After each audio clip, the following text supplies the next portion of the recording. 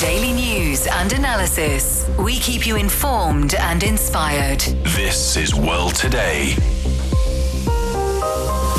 Hello and welcome to World Today. I'm Ding Hen in Beijing. Coming up, Hong Kong sentences Jimmy Lai to 20 years in landmark case. U.S. Justice Department is under scrutiny for revealing victim information and concealing possible enablers in Epstein files. Israel's president mourned anti-Semitic massacre in Australia, where fury over Gaza still divides. And Saudi Arabia deepening ties with Syria through major investment package. To listen to this episode again or to catch up on our previous episodes, you can download our podcast by searching World Today.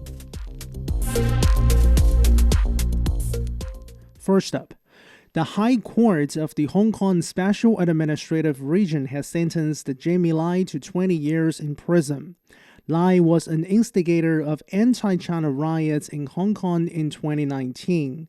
He was found guilty in December on 2 charges of conspiring to collude with external forces and a charge of conspiracy to publish seditious materials. The court in Hong Kong issued the verdict in a national security case involving Lai and 3 companies linked to the now defunct Apple Daily. The trial began in December 2023. So for more, joining us now on the line is Dr. Wang Xingsong, Associate Professor from the School of Government with Beijing Normal University. So thank you very much for joining us today, Dr. Wang Xingsong. First of all, why are colluding with external forces and publishing seditious materials fair charges against Jimmy Lai?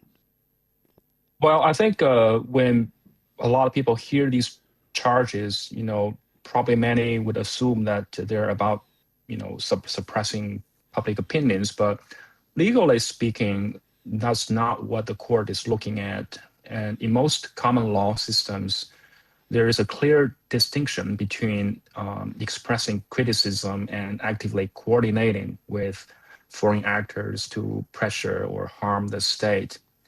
So the same goes for sedition. It's not about unpopular speech. It's about conduct that incites hostility towards the constitutional order. And in Jimmy Lai's case, I think the court examined whether there was a consistent pattern of actions like communications with external political figures, public advocacy aimed at foreign governments, and related publication activities. And altogether, these activities and evidence met the legal threshold set out in the law. So the fairness of the charges comes from applying the existing legal definitions rather than judging someone's political stance. Okay. So, in other words, Jimmy Lai has a questionable statement when he says that he is a political prisoner facing prosecutions. Well, that claim probably resonates emotionally, but legally it's a different matter, because political prisoner is not a legal category. It's a political label. From a legal standpoint, what really matters is whether someone was prosecuted under laws that were enforced and tried in a reputable court and given procedural safeguards. So courts don't rule on whether someone's views are popular or moral or political. Courts rule on whether actions violated the laws. And of course, people can argue that the law itself is having issues, but the debate doesn't really automatically turn a criminal conviction into persecution in legal terms. Okay, I take a point. So why is this 20-year sentence effectively defending the rule of law in Hong Kong rather than destroying Hong Kong's legal system, in your opinion? Right, that's related to what I just said. I think the real rule of law is whether the sentence was imposed according to law, after a proper judicial process.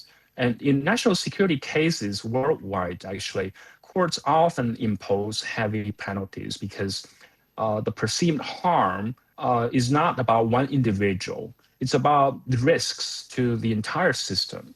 And the rule of law isn't about just guaranteeing leniency or based upon popularity of a political figure or whatever. It's about consistency and predictability. So if the courts were to adjust the outcomes based on political pressure or international opinion, what have you, and that will actually weaken legal authority. So, what could be the consequences if Jimmy Lai didn't receive a fair trial in this case?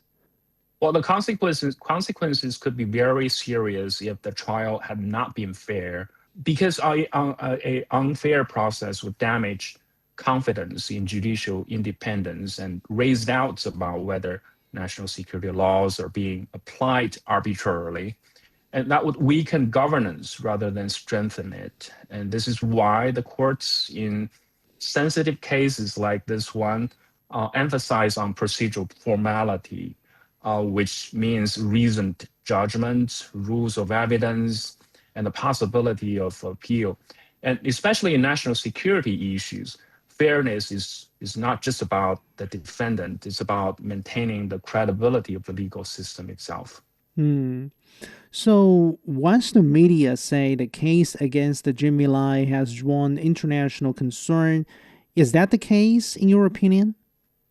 Well, there's no doubt the case has attracted international attention, but that attention isn't uniform or purely legal, right? Because much of the coverage is shaped by the broader political tensions between the Western countries and China that's going on.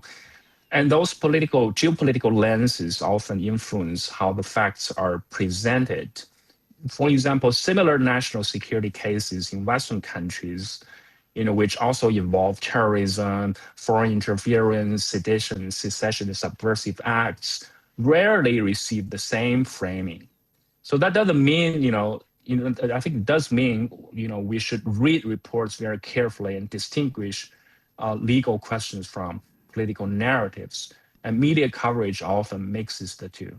Hmm. So, how would you look at Western media reports about this case in general?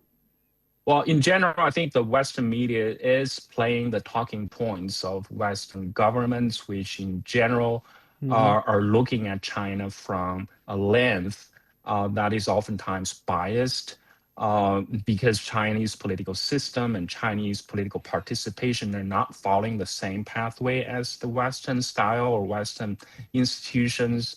And for that reason, and also for the reason of the rising geopolitical tension between China and the West, I think the Western media, as well as many Western politicians, are not able to play a fair hand when it comes to viewing and making comments about cases like Jimmy Lai's. Hmm.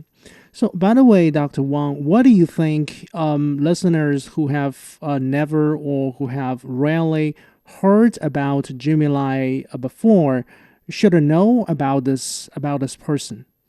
Well, Jimmy Lai is, first of all, he is a corporate mogul behind a very influential tabloid style Hmm. media called Apple Daily in Hong Kong. But during and after the 2019 Hong Kong riots, which seriously damaged the national security as well as social stability in Hong Kong, Jimmy Lai and his companies and his colluders altogether worked with foreign governments to instigate more riots, but more importantly and more damaging is that they worked with foreign governments and foreign elements to instigate more punishments and sanctions and damaging activities toward China's interests, Hong Kong's included. Hmm. So this is why this case has attracted so much international attention as well as Chinese attention, and it certainly applies to the national security law in Hong Kong. Hmm.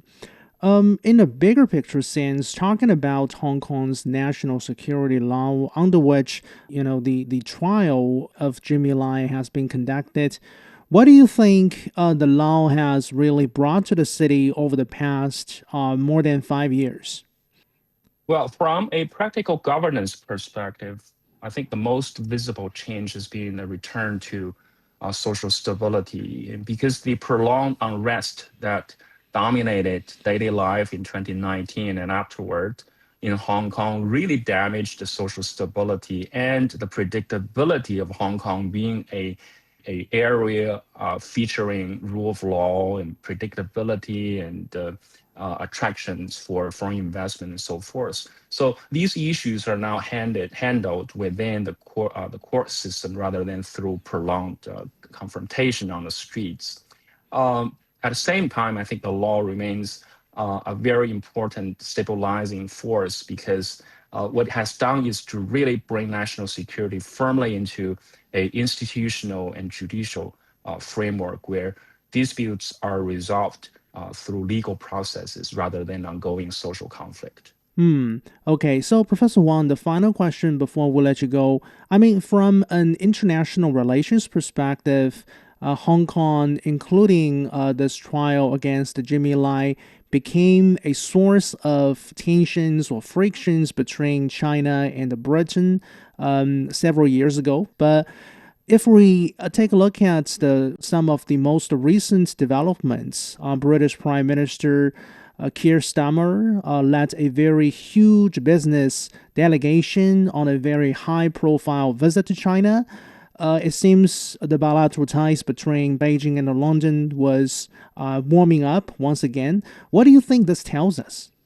Well, what this tells us is that the overall structural relationship between China and the UK is going pretty well. And because both sides feel that under today's circumstances of ongoing geopolitical tension and uncertainties, both countries are seeing a lot of prospects of cooperating with each other. And so Jimmy Lai's case is, I don't think it has any big influence on the bilateral relations between China and the UK, because if you think about it from the legalist point of view, in the UK, the National Security Act passed in 2023 has even a stricter sanction and penalty on on acts involving national security dangers and threats. And the UK law actually doesn't only pay attention to the impacts, but also to the risks and potential influences and intentions. So which is even more strict than the national security law of Hong Kong.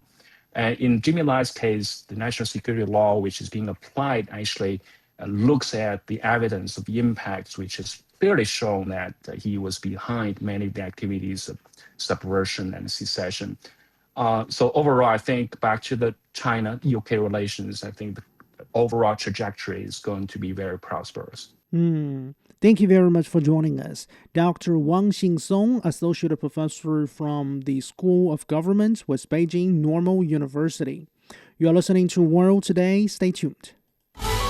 Foreign tourists are flooding into China for Spring Festival, and the numbers are staggering. Flight bookings are up over 400%. Travel numbers from Argentina, Russia, and Europe are all surging. What's driving the boom? Is Spring Festival becoming a global holiday? And what does it mean for China's cities, economy, and culture? We break it down and share 3 must-dos for first-time visitors on this week's Chat Lounge. Tune in wherever you get your podcasts and on CGTN Radio. You're listening to World Today. I'm Ding Hen in Beijing. The U.S. Justice Department is under scrutiny for revealing information about many of Jeffrey Epstein's victims and concealing the details of individuals who may have aided the convicted sex offender. Last Friday, the department released what it said was the last of the Epstein files that it is required by law to disclose. The documents have prompted widespread outcry about a continued lack of transparency and justice for Epstein's many survivors. Attorneys for some survivors in this case have sent a letter saying that the DOJ's failure to properly redact the victims' information had triggered an unfolding emergency. The documents released on Friday include the names of numerous high-profile figures who interacted with Epstein. All have denied any wrongdoing related to Epstein and have never been charged by law enforcement with any crimes. Some survivors say that the files appear to shield those who specifically enabled Epstein's abuse, as well as others who may have been named in the survivors' statements that were completely redacted. So for more, joining us now on the line is Ina Tangen, Senior Fellow with the Center for International Governance Innovation, a Canadian think tank. Thank you very much for joining us, Ina. Thank you. So one survivor says that, quote, publishing images of victims while shielding predators is just a failure of complete justice. There's this deep sense of betrayal when the systems meant to protect you becomes the one causing all of this harm, unquote. So, Ina, what is your understanding of this sense of betrayal and frustration here? Well, it's real. I mean, if you're one of the victims who was trafficked, and there are many of them, they feel outraged that once again they're being victimized. This is very common in these kinds of cases. But in this particular instance, you talked about this fact that when you start looking at the disclosures, they seem to have been carefully curated. And obviously, it's in the control of Donald Trump's administration and the people who work directly for him. As a result, there are sneaking suspicions that the documents were literally searched and then names were erased or redacted. And the reason they believe that is if you start looking for something with a D-O-N, Donald or something like that, you'll see that there are some odd sentences in the documents themselves, which indicate that there was a search and replace that went on there. So right now, that Donald Trump is setting up a legal battle, and Congress is not taking this lying down. They sense the American public is, outraged. Not only the victims, but people in his own base feel that there's a betrayal going on, a cover-up, and the indications are very strong that that's true. So, Anna, when we talk about the published documents revealing information about victims in this case and concealing the some of the possible details regarding wrongdoers or enablers, is this due to a technical problem on the part of the DOJ, for example, or do you see there is a deeper level systemic problem? It's a deeper level systemic problem. What you have here is, you're asking if you're asking my attorney, and I'm the person being accused, to deliver documents that will incriminate me, obviously, as acting as my attorney, you're not going to. You're going to try to push any kind of negative attention towards others, and we've seen that, and there have been repercussions everywhere from Norway to Great Britain, etc. So, there's real gaps here. Now, people should understand what was released in these files. There were flight logs, depositions and testimony from civil cases, contact lists and address books and court filings. Now, obviously, in these court filings, Donald Trump is part of those, and it seems to be as much as possible his involvement has been minimized. So why is it out of 6 million documents? It seems that only the things that point towards other people in a very serious way are being actually disclosed while others aren't. Now, the Justice Department is trying to say, okay, well, we have ongoing investigations. Well, that's interesting since, you had a stream of his officials get up and say, oh, there's nothing here. There's nothing to charge anybody.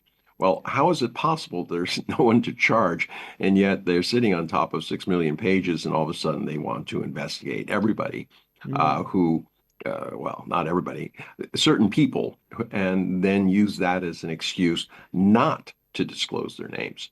So it's either one or the other. Either there is nothing here, and the files were read, or there is something there. But you can't be halfway in between. And Congress realizes that. And that's why Donald Trump is looking at his worst PR nightmare. In these types of situations, it pays to get out in front of a scandal, to disclose, take the hit, and see if you can move on. What he has done is set up a protracted situation where it looks like he's, in addition to whatever he did, that he's trying to cover it up. And this is not going to do well for him, especially as we start heading into these midterm elections. Yeah. So we understand the Congress in the United States forced the disclosure of the Epstein files after passing this, the Epstein Files Transparency Act in November last year, despite President Donald Trump's initial objections. And following this latest release on Friday, the bipartisan group of U.S. lawmakers who pushed for the law's passage say there are still millions of files that should be released but have not been released yet. So what is your take on this? Do you think the latest release on Friday is the end of the fight over the Epstein files? No, it's, as I was just saying, this is just prolonging the fight, and with the additional part where it makes, if there's anything in there that pertains to Donald Trump, it's going to make it look like this was a cover-up. The lawmakers are going to get at this information. Currently, the latest offer from the Justice Department is they're going to allow congressmen to come to their offices and look at unredacted information. Well, this is 6 million pages.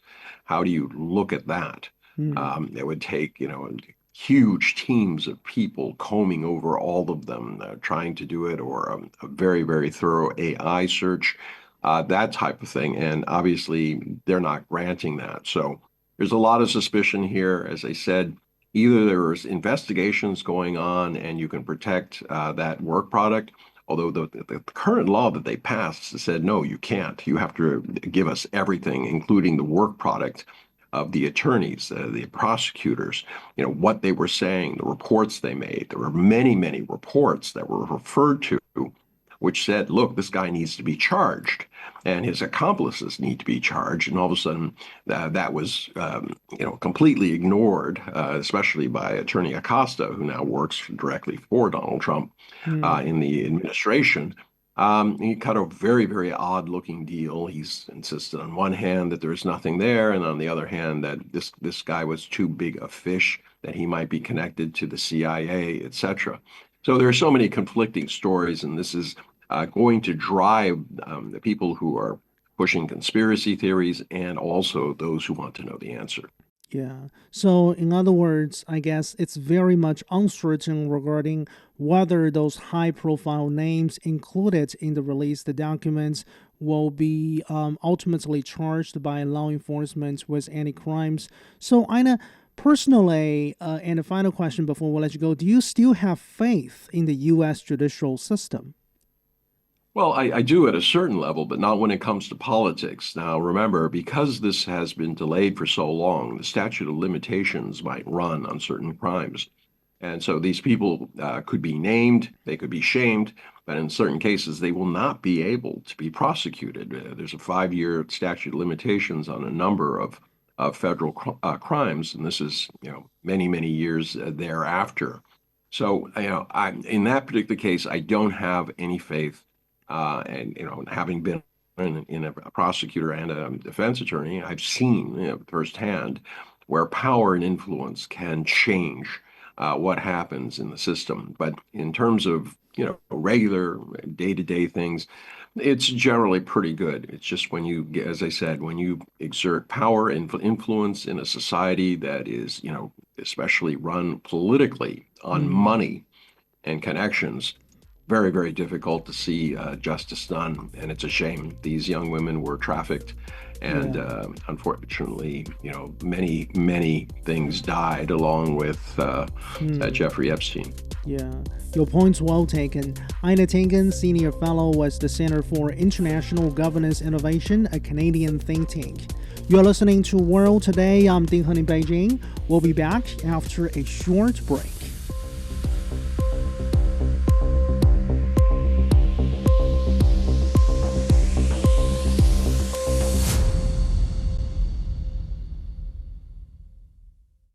You're back with World Today. I'm Ding Hen in Beijing. Canada has announced a new electric vehicle strategy for transforming the country's auto industry. Prime Minister Mark Carney stressed the importance of a strategic partnership with China to further diversify trade and catalyze new investment in the country's automotive sector. And under this particular strategy, the Canadian federal government is going to launch a 5-year, 2.3 billion Canadian dollar EV affordability program. For more, my colleague Zhao Yang spoke with Professor Qu Qiang from the Minzu University of China. So, Professor Qu Qiang, thank you very much for joining us. Canada announced a new EV or electric vehicle strategy for transforming the country's auto industry. So tell us what's the details of it and why is it now? I think there are many details very interesting. I think number one is affordability program for the EV. I think Canada wants to spend 5 years and about 2.3 billion of Canadian dollars. I think it's about 1.7 billion US dollar, to carry out this whole plan. And also, I think Canada really downput lots of investment in here because they want to subsidize all the consumers who want to buy EV. And actually, if you are renting or if you are buying the fuel cell vehicles or pure EV, you can get more than 5,000 Canadian dollars for the subsidies. And if you buy a hybrid vehicle or plug-in vehicle, probably you're going to get half of that. So I think this is actually very important considering the fiscal condition for Canada government is not that good.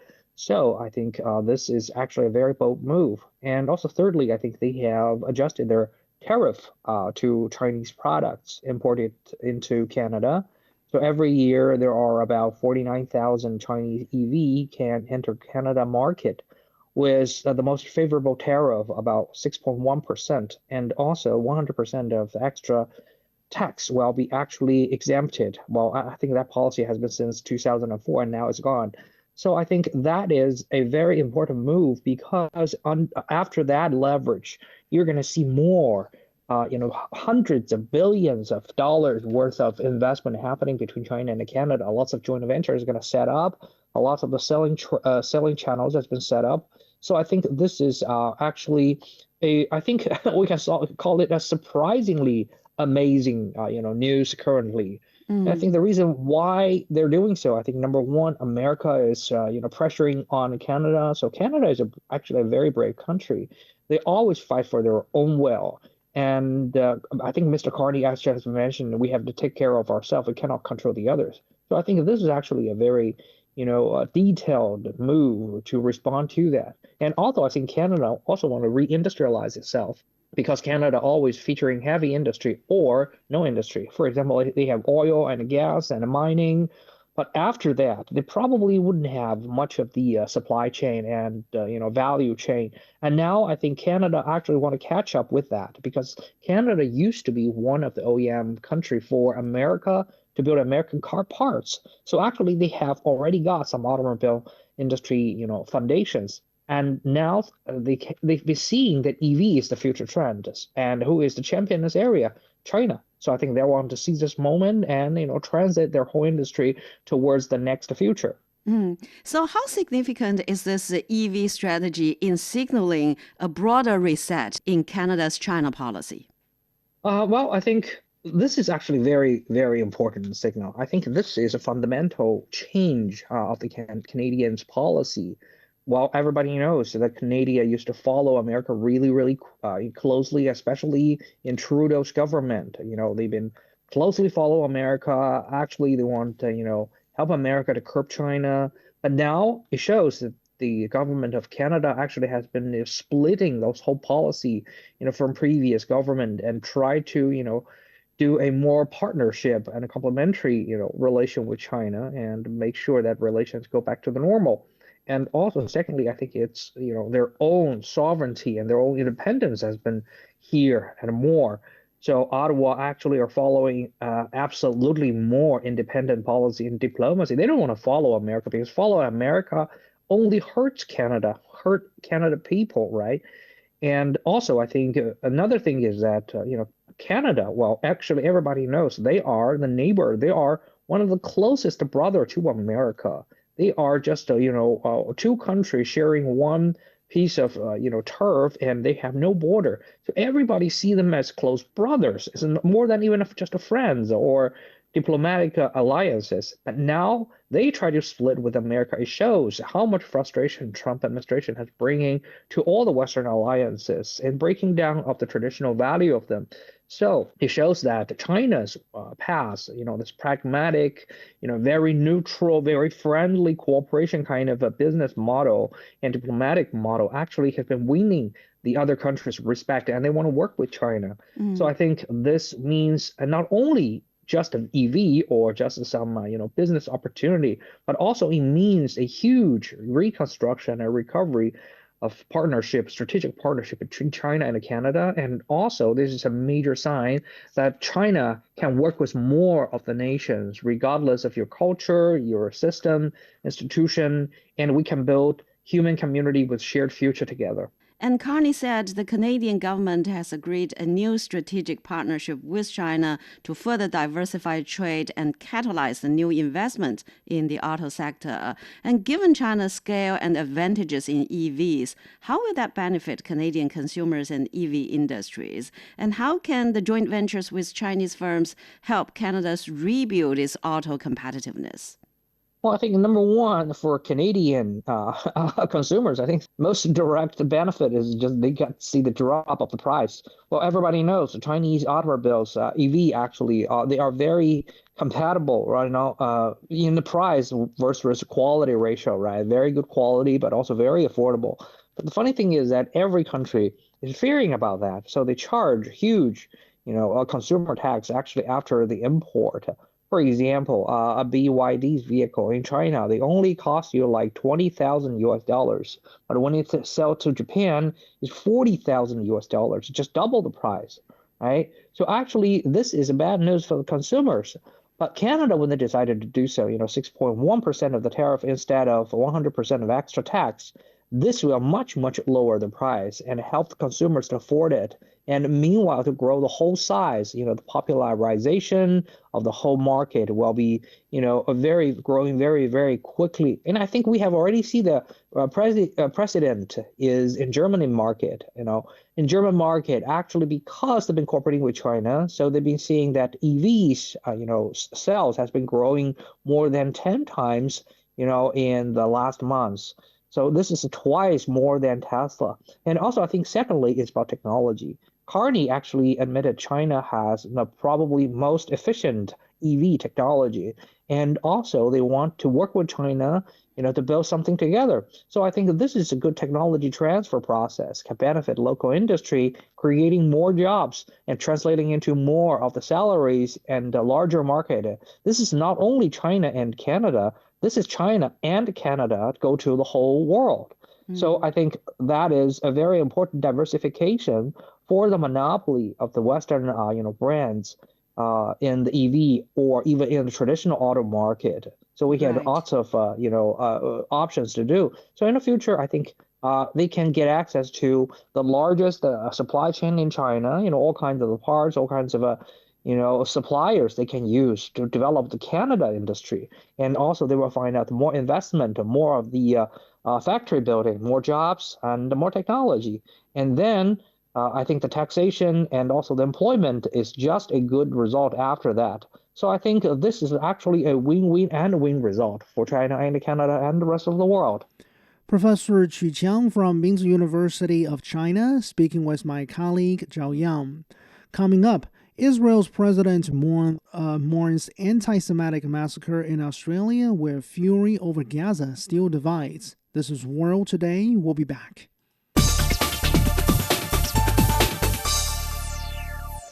You're listening to World Today. I'm Ding Hen in Beijing. Thousands of Australians have attended protests across the country against the Israeli President Isaac Herzog's 4-day trip. Rallies were held in cities including Sydney and Melbourne, with protesters condemning Israel's military action in Gaza and questioning Australia's decision to host the Israeli head of state. The Israeli president paid tribute to the victims of last year's deadly anti-Semitic attack at Sydney's Bondi Beach. The Albanese government says the visit is meant to show solidarity with Australia's Jewish community in the wake of that very attack. For more, my colleague Xu Yawen spoke with Dr. Warwick Powell, adjunct professor at Queensland University of Technology. Professor Powell, Israeli President Isaac Herzog is in Australia on a state visit that was meant to comfort the Jewish community traumatized by the deadly anti-Semitic attack in Bondi Beach, but instead, it has stirred protests and reopened deep national wounds over the war in Gaza. Why do you think the Albanese government decided this visit was worth the political risk? And what does that decision tell us about how fragile social cohesion has become in Australia right now? Well, it tells us that the Israeli lobby, particularly the formal Zionist lobby, has significant influence within the Australian political establishment. And we know this because the governing party and the opposition party both have long-standing ties to the Israeli lobby. So it's unsurprising, ultimately, that the government acceded to this as a way of currying favour with this influential financial bloc. It's not so influential as a voting bloc, though perhaps in one or two electorates it has some influence, but it is a significant financial bloc in Australia and makes substantial donations to the Australian political system. As you say, it has opened up many wounds.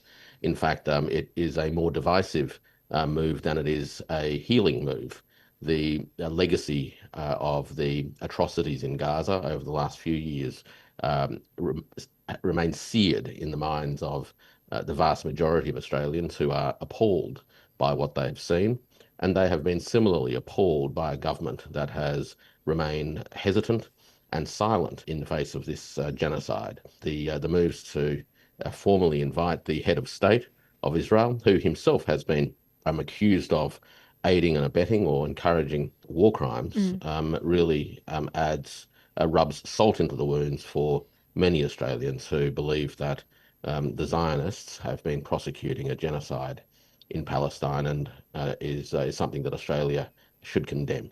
What's especially striking is that the backlash hasn't just come from activists on the streets, but from within the Jewish community itself. It's reported that over 1,000 Australian Jews signing open letter calling Herzog not welcome and saying he does not speak for them, while other major Australian Jewish groups welcomed his visit. So how significant is this fracture within the Australian Jewish community, and how will this rift affect Australia-Israel relations moving forward? It's quite clear that the Australian Jewish community is not unified on this particular question, in large part because many Jews of goodwill actually can see with their own eyes the atrocities that have been committed in their name and are unwilling to lend their name in support of those atrocities. They have been protesting against the genocide for the past 2 years, and in fact have formed formal organisations to speak out on behalf of the Jewish community that refuses to buy into the mainstream Zionist narrative. So there is a division in the Australian Jewish community, and it's understandable. The actions of the Zionist regime are unconscionable as far as the vast majority of people are concerned, including many from within the Israeli community itself, or the Jewish community itself. The issue about the Australia-Israeli relationships, I mean, it exists at many levels, like all relationships of this kind. The formal relationships at a government-to-government level, I think, will remain relatively stable and robust, notwithstanding periodic diplomatic ups and downs. There's nothing there that would suggest that there is a fracture in the formal relationships at a state-to-state level. But at a people-to-people level, I think there are some very serious issues that need to be recognised, and in the medium term these issues will remain problematic as far as Australia-Israeli relationships are concerned, particularly as the atrocities in Gaza remain there for the world to see, and in fact arguably could get worse with the formation of the so-called peace committee or what have you from US President Trump. It looks more like a property development group rather than a genuine multilateral peacekeeping mission. So Australians are aghast at what's been going on, and unsurprisingly, many in the Jewish community are horrified as well. President Herzog says the trip is about resetting relations and pushing back against what he calls false narratives about Israel after months of diplomatic tensions between Australia and Israel, including Israel's Prime Minister Netanyahu publicly criticizing Albanese last year over Australia's recognition of a Palestinian state.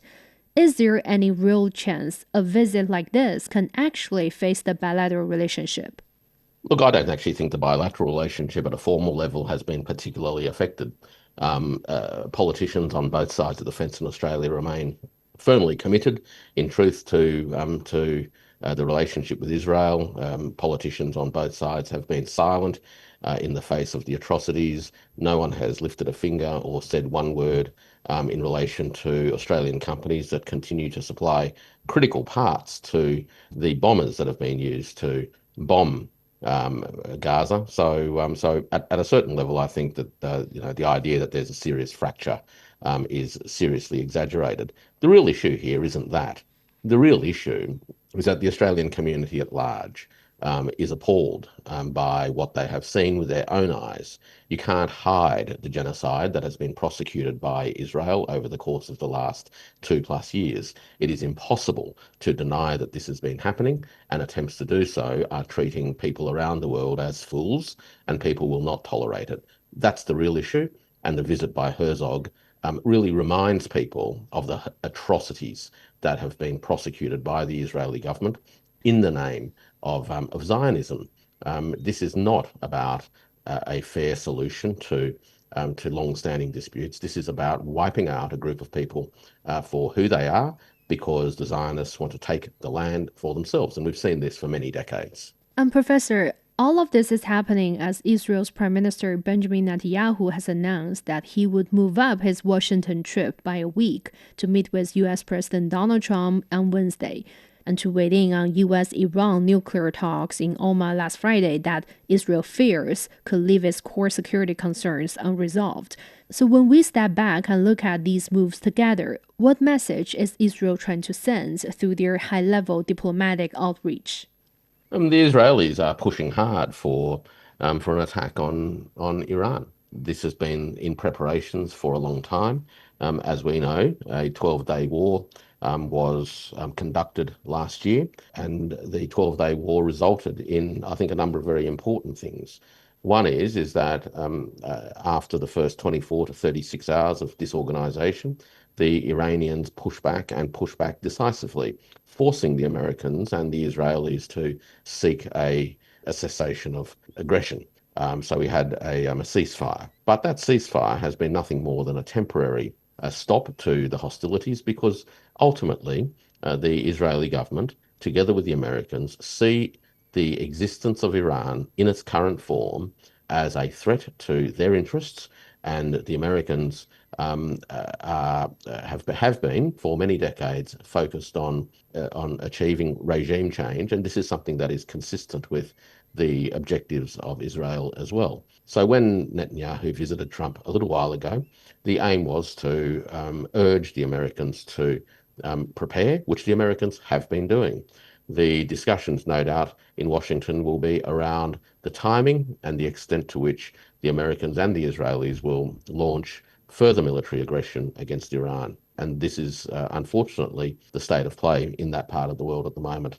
And visits such as Herzog's aims to paper over the sources of conflict and paper over the fact that neither the United States nor Israel have any intentions whatsoever of achieving a genuine peace settlement that takes into account the interests of everybody.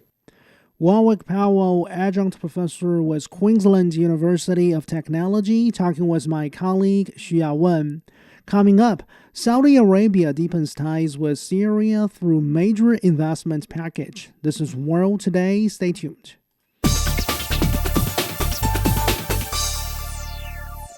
You are back with World Today. I'm Ding Hen in Beijing. Saudi Arabia has announced a major investment package in Syria spanning energy, aviation, real estate, and telecommunications. The package includes a fund that will commit about $2 billion to develop two major airports in the Syrian city of Aleppo. In civil aviation, a Saudi budget carrier has agreed to establish a new airline in the form of a joint venture with the Syrian side. Saudi Arabia's largest telecommunications operator will also invest some 800 million US dollars in Syria's telecommunication infrastructures. These planned investments mark the largest such announcement since the United States lifted sanctions on Syria in December. So for more, joining us now on the line is Dr. Zhang Chuchu, Deputy Director of the Center for Middle Eastern Studies, Fudan University. Thank you very much for joining us. Thank you for having me. So how much does Saudi Arabia's investment package here matter for Syria, especially Syria's new government? Well, Syria's reconstruction needs vast amount of money, and Saudi Arabia's package alone, of course, it cannot meet all its needs, but it matters significantly because on the one hand, this investment package covers multiple sectors, including energy, aviation, real estate, and telecommunications. And as we know, aviation helps improve connectivity, trade, and also tourism. And also diaspora returns for Syria. And also telecom enables digital economic growth of Syria. So I would say these investment package will be helpful for Syria to create jobs and stimulate its economy. And on the other hand, this action also shows Saudi Arabia's political endorsement for the al-Shara government and helps it build international legitimacy. As Saudi Arabia itself is a major regional power, its investment may drive more regional countries to invest in Syria. Okay. So, in your observation, would you be optimistic that Saudi Arabia is going to reap, long-term economic or business gains from its planned investments in Syria? Well, I think this is a long-term investment strategy. And so in the long run, Saudi Arabia may reap some economic and political rewards. For example, Saudi Arabian companies stand to gain from operating concessions in aviation and telecom. So these are sectors with growth potential once stability returns. And it would bring passenger traffic, data transit routes between Asia and Europe, and also related energy projects and real estate projects. Also, we have to remember that Syria has strategic location, so it can offer long-term upsides. For instance, it's very easy to get access to the Mediterranean region, and also it has the potential to become a trade and energy corridor in the region. So all these strategic importances aligns it with Saudi Arabia's Vision 2030 diversification objective. But it is worth noting that that Syria's economy recovery will be a long-term process, and furthermore, it also depends on whether Syria can achieve long-term stability. So, apart from economic and business perspectives, what could be the strategic consideration when we talk about Riyadh's, active or proactive move to invest in Syria? I think that is a very important point because obviously there are profound strategic and geopolitical considerations. And the first strategic objective is to enhance Saudi Arabia's regional leadership and influence because right now Saudi Arabia positions itself as a primary Arab patron of post-Assad Syria, and it tries to enhance Riyadh's clout in the Levant region and broader Sunnah world. And the second objective is to secure stability and security because Saudi Arabia wants to focus its economic development. So it needs a peaceful and stable regional environment. And it is very concerned about the spread of terrorism. So from Saudi's perspective, a stable Syria helps reduce the risk of extremism spillover. And also it supports Saudi goals of a more secure neighborhood. So in short, I would say cementing a friendly Syria helps Saudi Arabia reshape the regional balance of power. Okay. So was Bashar al-Assad now gone and living in exile in Moscow, and also was this China brokered rapprochement between Saudi Arabia and Iran. Do you still see possibilities for Saudi Arabia and Iran, competing for influence in Syria in the future? Well, I would say latent competition is likely, but not much. On the one hand, as you have already mentioned, there has already been the reconciliation between Saudi Arabia and Iran, and both sides want to reduce the tensions between the two sides and focus more on economic growth. And on the other hand, we know that Iran suffered a major strategic loss with Assad's fall, as it loses a key pillar of the axis of resistance. And also Tehran loses a crucial land corridor to Hezbollah in Lebanon. And of course, Iran today still remains and retains some influence in Syria. However, with the United States increasing its military presence close to Iran and Israel exerting military pressure on it, I think currently Iran's strategic focus is primarily domestic rather than extending its presence somewhere else. So currently, Saudi Arabia is also taking this sort of opportunity to strengthen its own presence and influence in Syria. So apart from Iran, how might other regional powers such as, say, Qatar or Turkey, how might these regional powers view Saudi Arabia's investment and involvement in Syria?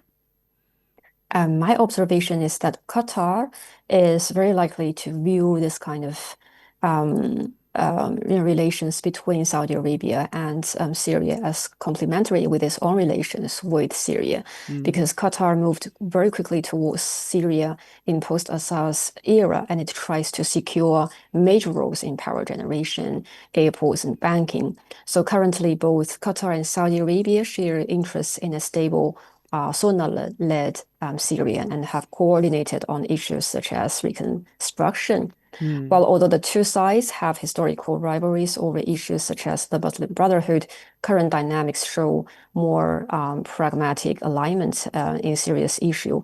And as for Turkey's attitude, is generally positive because President Erdogan has explicitly stated Turkey will work with Saudi Arabia on Syrian reconstruction and stability, while Turkey has its own substantial stakes in Syria, has very strong influence in its north part. But so far, there are no significant conflict of interest between Turkey and Saudi Arabia. Okay. Thank you very much for joining us and for your observation. Dr. Zhang Chuchu, Deputy Director with the Center for Middle Eastern Studies, Fudan University. That's all the time for this edition of World Today. To listen to this episode again or to catch up on previous episodes, you can download our podcast by searching World Today. For further discussion, you can follow us on X at CGTN Radio. I'm Ding Han in Beijing. Thank you so much for listening. Bye for now.